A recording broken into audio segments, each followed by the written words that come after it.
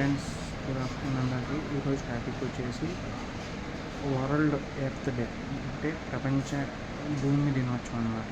భూమిని మనం చాలా పేరుతో పిలుస్తాము. భూమి అని పిలుస్తాము, లేదంటే పృథ్వీ అని పిలుస్తాము, లేదా ధర్మి అని పిలుస్తాము, లేదా ధరతి అని పిలుస్తాము. చాలా పేర్లు ఉన్నాయి భూమికి. భూమాత అని పిలుస్తాము, భూదేవి అని పిలుస్తాము, ఇలా చాలా ఉన్నాయి అన్నమాట. సో ఈరోజు ప్రపంచ భూమాత దినోత్సవం అని చెప్పుకున్నాం. సో భూమికి మనము చాలా నష్టం చేస్తున్నాం లాభం కంటే. చెప్పాలంటే ముందు మనుషులు దైవ సంభూతులు అనేవాళ్ళు, ఇప్పుడు యానిమల్స్ దైవ సంభూతులు అంటున్నారు అన్నమాట. ఎందుకంటే యానిమల్స్ తన పనులు తను చేసుకుపోతున్నాయి, మనుషులు మాత్రం ప్రకృతిని భూమిని నాశనం చేయడం తప్పి చేంజ్ చేయడం లేదు.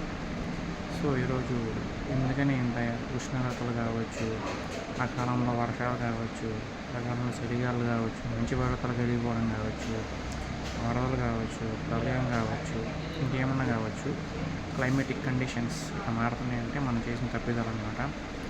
సో ఇక్కడి నుంచైనా మారుతారని చెప్పి ఆశిస్తున్నాను. సో భూమిని పాడు చేయడం కాకుండా భూమిని బాగు చేయడం నేర్చుకోండి. అండ్ చెట్లు నాడుతుండండి, ఉన్న చెట్లు కొట్టేయకుండా.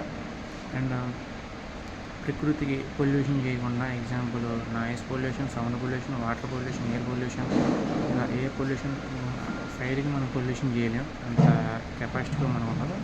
సో 4 పంచభూతాల్లో 4కి పొల్యూషన్ చేయమంటారని చెప్పి ఆశిస్తున్నాను. సో ప్రపంచ భూమి సందర్భంగా, భూమి దినోత్సవం సందర్భంగా భూమాతకి రుణపడి ఉండాలన్నమాట. మనం చాలా సంవత్సరానికి మనం మోస్తున్నందుకు మనం బయట. సో భూమాతని కాపాడుకుందాం. Thank you so much.